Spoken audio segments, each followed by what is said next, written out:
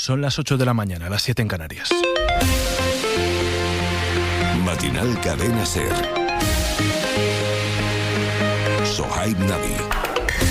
Hola, buenos días. Revés importante para Donald Trump y a su guerra arancelaria. La justicia estadounidense declara la mayoría de estos gravámenes ilegales. Así lo ha sentenciado esta madrugada un tribunal de apelaciones de Estados Unidos, quien sentencia que el presidente de Estados Unidos se ha extralimitado en sus funciones a la hora de establecer las tarifas. We're getting some breaking news into us right now. A federal appeals court has ruled that most of the global tariffs that President Trump has put in place are illegal. Es la noticia del día y que va a marcar los próximos pasos de la guerra comercial, aunque eso sí, hay que precisar que los aranceles de momento continúan en vigor hasta mediados de octubre, tiempo que le da la justicia al republicano para apelar a la Corte Suprema, algo que su administración ya ha confirmado que van a hacer. La respuesta del mandatario de la Casa Blanca no se ha hecho esperar. En sus redes sociales ha acusado a los jueces de partidistas e insiste, los aranceles se van a mantener para rematar con un Estados Unidos vencerá. Por cierto, que no es la única sentencia a la que tendrá que apelar Trump en los próximos días. Esta mañana hemos conocido que una jueza federal ha echado el freno a las devoluciones en caliente de Donald Trump. Según la jueza, su gobierno ha actuado de forma imprudente para expulsar al mayor número de personas posible. Enseguida vamos a Estados Unidos para contar la última hora, pero antes el tiempo para este sábado. Muy atentos sobre todo a la situación de los incendios en Castilla y León y en Galicia. Meteorólogo de la SER, Jordi Carbó, buenos días. Buenos días. Empezamos destacando que esta noche el viento del oeste, que ayer sopló fuerte en Castilla y León, ha ido perdiendo intensidad. Volverá esta tarde, pero solo unas cuantas horas hasta que llegue la noche. No será tan persistente como ayer, pero cuidado porque mañana de nuevo se reforzará con rachas que podrían superar los 50 kilómetros por hora.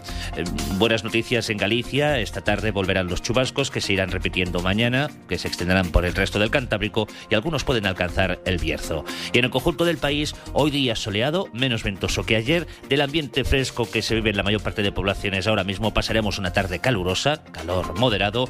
Mañana situación parecida, pero cuidado porque a última hora tendremos tormentas con marcada severidad en Aragón y sobre todo Cataluña. Es sábado 30 de agosto con la producción de Javier Díaz y la dirección técnica de David Nieto y David Castilla. Empieza Matinal SER.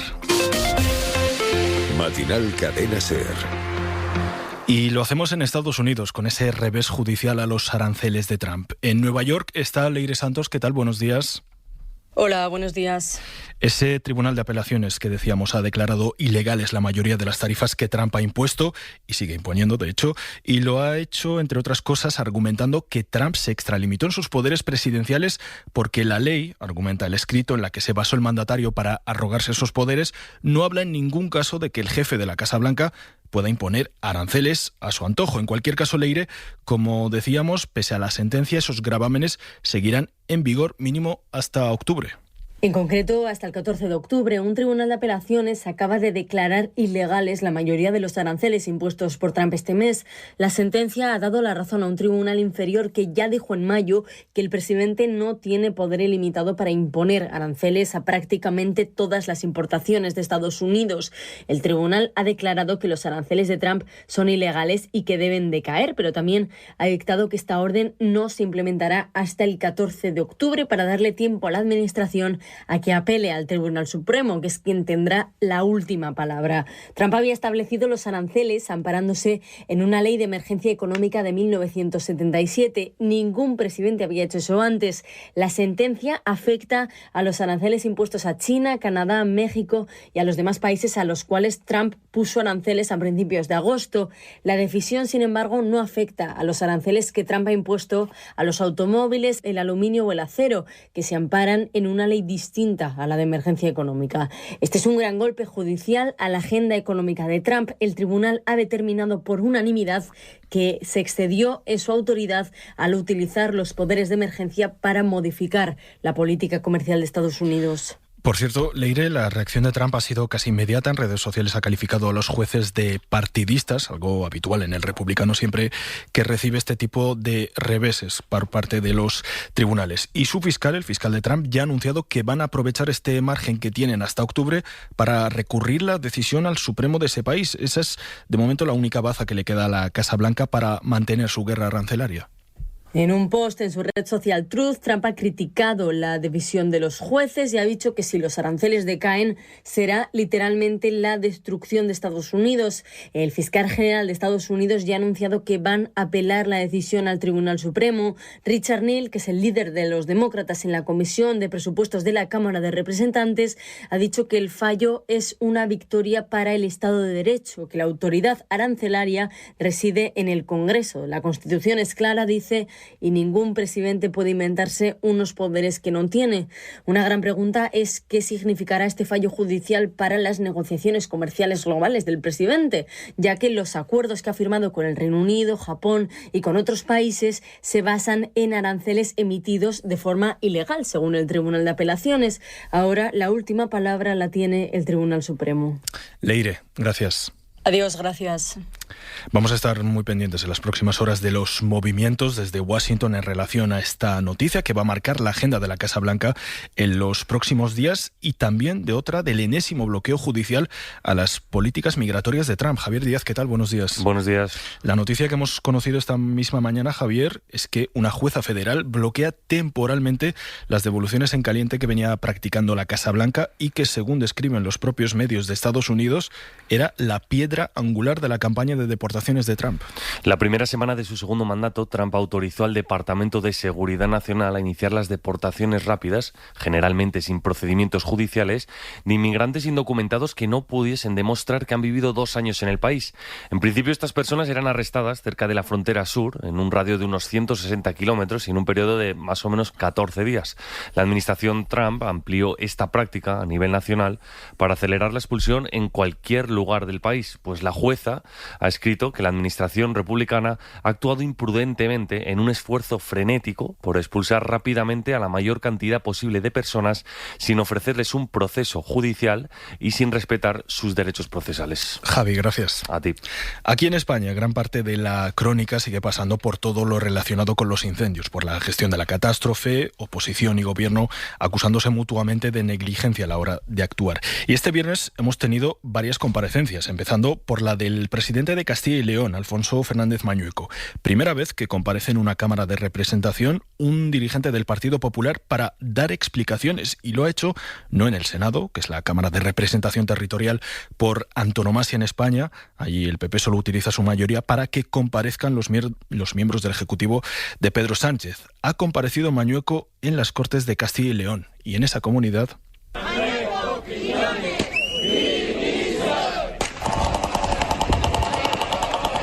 A las afueras de la Cámara, que por fuera sonaba así, era la concentración de cientos de personas, entre ellas bomberos que pedían la dimisión del varón popular. Un varón que, pese a reconocer errores, pero sin entrar en detalles, ha defendido su gestión. Siguiendo esa comparecencia desde Valladolid ha estado Álvaro Hernández.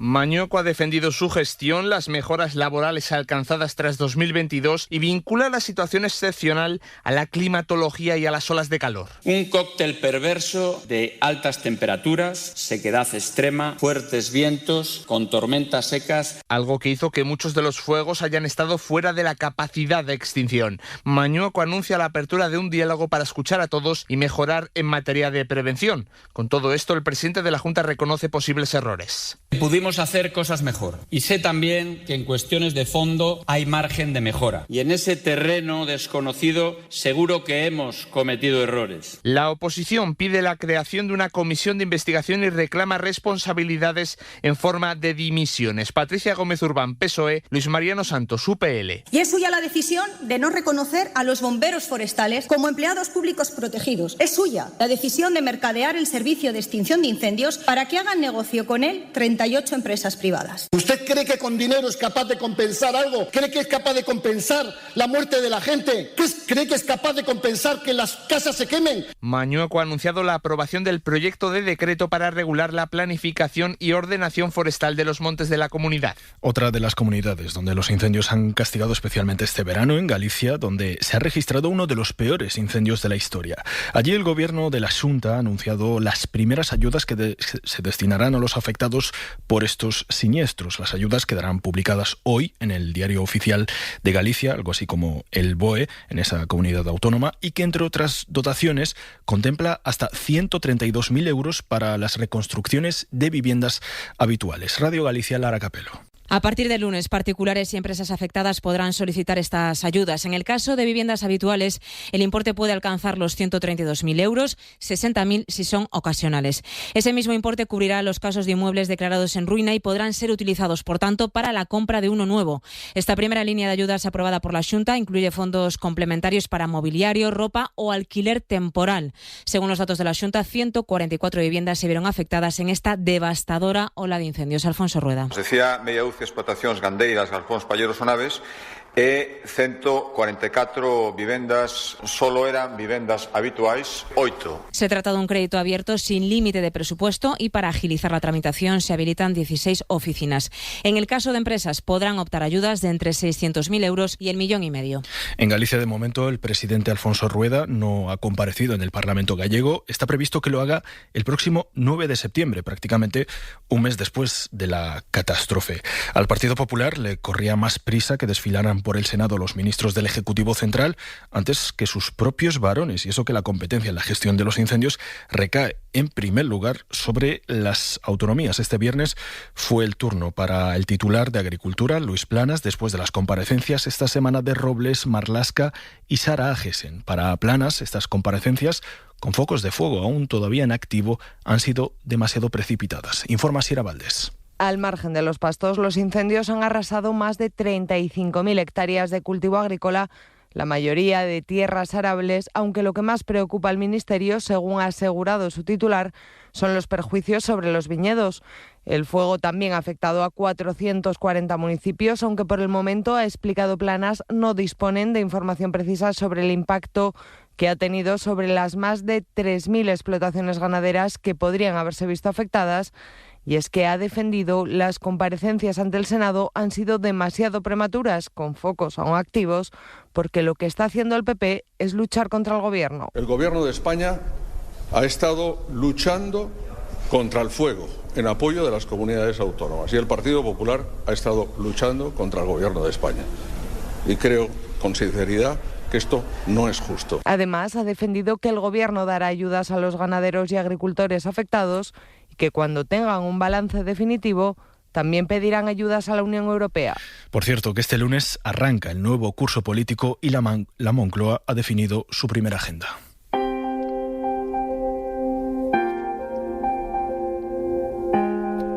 Agenda que va a girar sobre la necesidad de impulsar un pacto de Estado por la emergencia climática y más en estos momentos tras los incendios que han asolado España.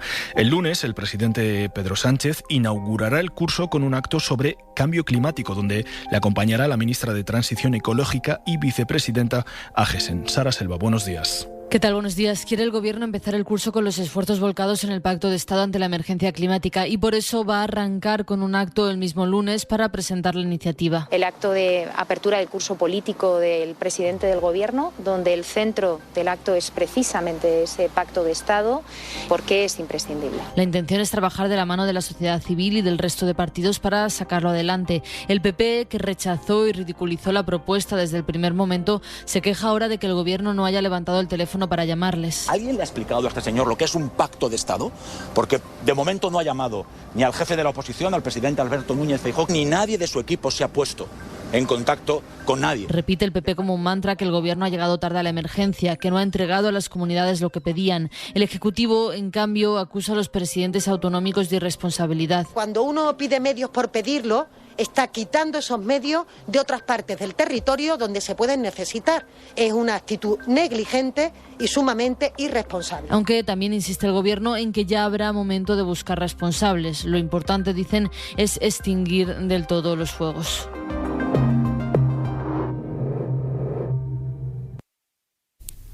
Y algo que se está convirtiendo en una práctica casi habitual en todo tipo de crisis o situaciones trágicas es la propagación de bulos, cómo las redes ultras aprovechan los momentos de caos y de confusión para esparcir sus mentiras en las redes. Pasó con la Dana y ahora ha ocurrido lo mismo con los incendios. Nos lo cuenta María Manjabacas. No es cierto que los incendios de Tarifa se provocaran para recalificar zonas quemadas. No se puede automáticamente con la ley de montes. Tienen que pasar 30 años. Y no hay tramas incendiarias ni hay que hablar de terrorismo medioambiental. María José Caballero, responsable de campañas de Greenpeace. Los datos nos dicen que el 70% de los incendios son accidentes o negligencias. Por tanto, no es tan fácil hablar de terrorismo ambiental. Otro bulo que se propagó como las llamas. El incendio de Tres Cantos en Madrid no lo originó un parque de placas solares, que de hecho está instalado en otro municipio al que el fuego ni llegó. Ningún incendio empezó por un rayo láser procedente de un dron. La foto correspondía a un incendio en Oregón. No se detuvo a un mena pirómano. El detenido era español, lo confirmó la policía.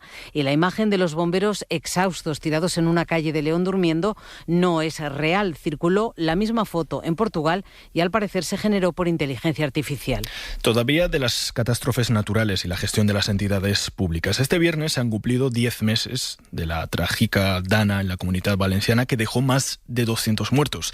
Y por 10º mes consecutivo, desde las riadas, miles de personas han salido a las calles en Valencia para pedir la dimisión de Carlos Mazón. En esa concentración ha estado Adrián Sánchez, Radio Valencia. Buen día. Hola, Sohai, buen día. Los familiares de las víctimas mortales de la Dana volvieron a salir a la calle para reclamar la dimisión de Carlos Mazón, a quien consideran responsable de no alertar a tiempo a la población el 29 de octubre, y también para exigir justicia para todos los fallecidos. Es la 10ª movilización en 10 meses y no piensan parar, como explica Rosa Álvarez, presidenta de la Asociación de Víctimas Mortales. Aquí estamos y aquí estaremos todos los meses que hagan falta. Una concentración con mucho simbolismo a la lectura de los 228 nombres de las víctimas mortales más los 2 trabajadores que fallecieron en las tareas de reconstrucción. Manuel, Amparo. Se suma la petición de los familiares de que esto no quede en el olvido. Dolores Ruiz perdió a sus 2 hijos y su marido el 29 de octubre. Toñi García a su hija y a su marido. Tengo fe y esperanza, que se haga justicia, que es lo que me da fuerza. Seguimos igual, sin respuesta, con un presidente que nos sigue mintiendo. Ha sido la primera movilización en formato concentración que ha llenado la céntrica Plaza de la Virgen de Valencia, con 2.000 personas según la policía, a pocos metros, por cierto, del Palau de la Generalitat.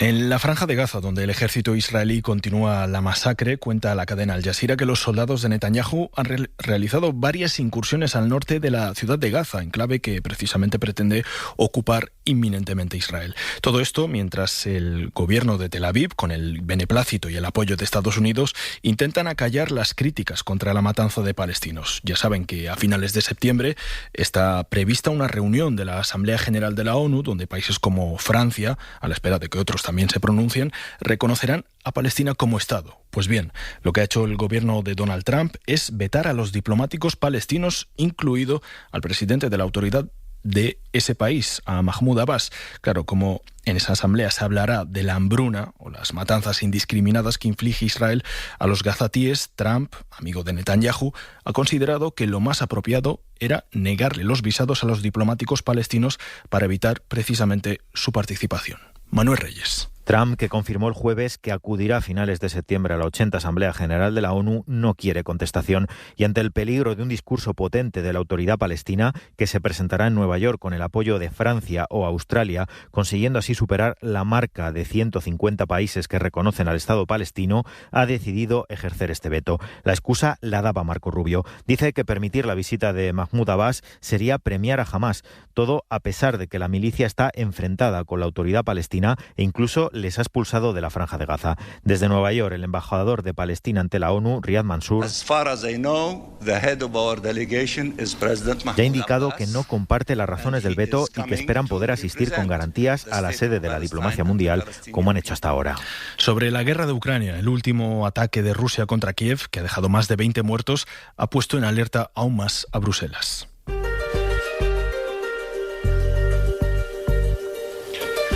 Ocurre que después de ese ataque, que dejó graves daños contra la sede de la Unión Europea allí en Kiev, las 2 principales potencias de la Unión, Francia y Alemania, mantuvieron ayer una cumbre. Ese eje franco-alemán, con Macron inmersa a la cabeza, se han comprometido a crear un sistema antimisiles para ofrecer garantías de seguridad a Ucrania, en un momento, por cierto, en el que la ayuda voluntaria de Estados Unidos a la causa ucraniana ha menguado. Desde París informa Raquel Villa Ecija. Buenos días. Buenos días. Tanto Macron como Merz reiteraron su apoyo incondicional a Ucrania y señalaron que lograr la paz está en el corazón de su agenda bilateral. También marcaron como prioridad impulsar la coalición de voluntarios, formada por una treintena de países que apoyaría a Kiev sobre el terreno si se consigue un acuerdo de paz. Esto parece lejano. Merz advirtió que la guerra puede durar aún varios meses, a pesar de las negociaciones impulsadas por la administración Trump, a quien pidieron más presión sobre Moscú.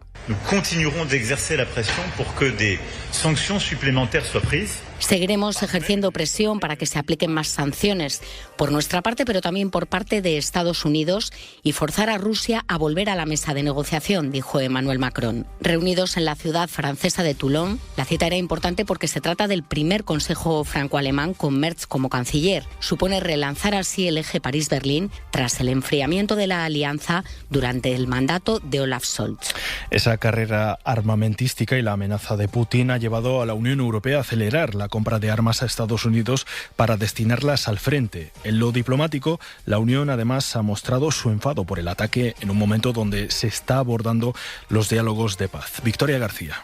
Europa ha comenzado a comprar armas estadounidenses para Ucrania en serio, solo unas semanas después de que el presidente Trump llegara a un acuerdo con sus aliados de la OTAN para hacerlo. La última venta es de 3.500 misiles de crucero para Ucrania. Su coste, 825 millones de dólares, financiados por Dinamarca, los Países Bajos y Noruega. La Unión Europea acusa a Putin de socavar las conversaciones de paz tras los mortíferos ataques en Kiev. Todos los Estados miembros, excepto Hungría, respaldan la declaración de que los crímenes de guerra rusos solo aumentan el apoyo de la Unión Europea a Ucrania. Kala Kallas es la alta representante.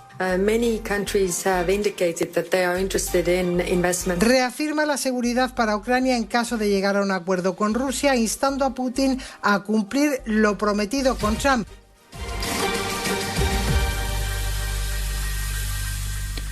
En el Reino Unido, un tribunal ha anulado la orden de desalojo de un hotel, ahora convertido en albergue, que aloja a 138 personas inmigrantes. El gobierno laborista de Keir Starmer respira en parte porque esa sentencia evita de momento que las autoridades locales en todo el reino siguieran los pasos de esa localidad de Epping para pedir más desalojos. Y es que Epping ha sido en las últimas semanas el foco para las hordas ultraderechistas y sus manifestaciones xenófobas que tratan de vincular inmigración y delincuencia. Allí ha estado nuestro corresponsal Lucas Font. Este es uno de los sonidos que más se han repetido en los últimos días en Epping, el principal foco de las protestas contra los solicitantes de asilo en el Reino Unido. Cientos de personas se han concentrado frente al hotel de Bell para exigir su cierre tras la detención el pasado julio de uno de sus huéspedes de origen etíope, acusado de intentar agredir sexualmente a una menor de edad. La gente no se siente segura llevando a sus hijos al colegio y tiene miedo a salir de noche. No sabemos quién está en este hotel, asegura Callum Barker, uno de los organizadores de las protestas. Son muchos los vecinos de Epping que, como Callum, han comprado el discurso del líder populista Nigel Farage, quien está tratando de asociar de forma infundada la inmigración con la criminalidad en el Reino Unido y quien ha prometido esta misma semana abandonar los convenios internacionales de derechos humanos para poder llevar a cabo deportaciones en masa en caso de ganar las elecciones. Su partido, Reform UK, encabeza las encuestas en el Reino Unido, aunque algunos vecinos consideran injusto que la derecha populista utilice los actos de unos pocos para propagar su odio generalizado contra los inmigrantes. Podría pasarnos lo mismo a nosotros, podría haber una guerra y que tuviéramos que huir a otros países. Tenemos que ayudar a las personas que lo necesitan, explica Henning, un vecino de la localidad. La justicia ordenó el cierre temporal del hotel a mediados de agosto, pero el riesgo de que otros ayuntamientos hagan lo mismo y de que colapse el sistema de asilo ha llevado al Tribunal de Apelación a revertir la decisión este viernes. Aún así, el primer ministro Keir Starmer ha prometido cerrar todos los hoteles antes de que termine la legislatura, en un intento de contener un descontento que cada vez va a más. Más de un 70% de los británicos considera que el gobierno laborista está gestionando mal la acogida de los solicitantes de asilo en el país. El Gobierno de España ha cancelado un contrato a Telefónica para la mejora de los servicios de fibra óptica a instituciones públicas. Llama la atención que ese servicio incluya equipos de la tecnológica china Huawei que, como saben, tanto Estados Unidos como Europa recelan por las pocas garantías de seguridad que ofrece, al estar estrechamente vinculado, dicen, al régimen de Xi Jinping. Sin embargo, el Ejecutivo mantiene que esta cancelación responde solamente a un tema de estrategia digital. Jordi Fábrega. El Ministerio de Transformación Digital confirma la cancelación de este contrato que se iba a adjudicar a Telefónica. Dice que se ha hecho la cancelación por motivos de autonomía y estrategia y anuncia que, en lugar de actualizar el equipamiento actual de la red de fibra óptica de la red Iris, lo que va a hacer en las próximas semanas es lanzar un nuevo contrato para renovar totalmente los equipos en una tercera parte de esta red. El contrato que ha sido cancelado incluía la actualización de los equipos de Huawei que se usan en esta red de fibra óptica, que es el sistema de interconexión de universidades y otros centros de formación e investigación de toda España. Es una red de más de 15.000 kilómetros de cables que ya está incorporando ahora mismo equipos de Huawei. Esta cancelación no afecta al otro contrato firmado a principios del verano y que adjudica a Huawei el almacenaje de las grabaciones telefónicas judiciales y que Estados Unidos pidió que fuera cancelado. 8:25, 7:25 en Canarias. Una pausa y volvemos. En el bar de Pepe. Vaya, Pepe, desde que te anuncias en la radio, cada día tu local tiene más ambiente. Sí, se nos ha hecho famoso. ¿Me firmas un autógrafo? ¡Qué cachondos! Venga, que tengo lío. ¿La tostadita de siempre para la fan? Si tienes un negocio y quieres estar en boca de todos, aprovecha las ventajas de Ser Publicidad. Elige precio, público y dónde quieres que se escuche. Serpublicidad.es. Impulsamos tu negocio. Buenos días. El número premiado en el sorteo del cuponazo celebrado ayer ha sido 85.382, serie 63. Puedes consultar el resto de los números premiados en juegos11.es. Hoy tienes una nueva oportunidad con el sueldazo del fin de semana. 11. Ahora y siempre, bien jugado.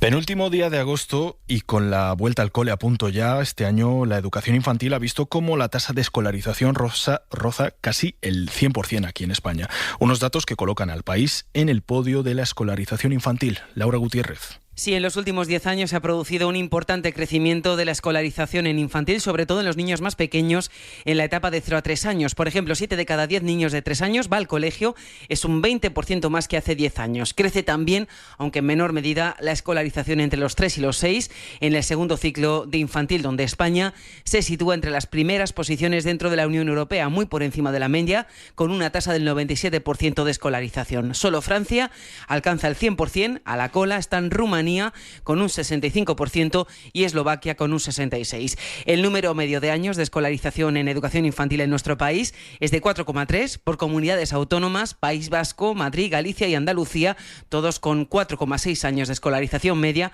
presentan los valores más altos. Los mayores incrementos a nivel regional de los últimos 10 años se han dado en Castilla y León, Navarra y Extremadura. En Matinal, los deportes.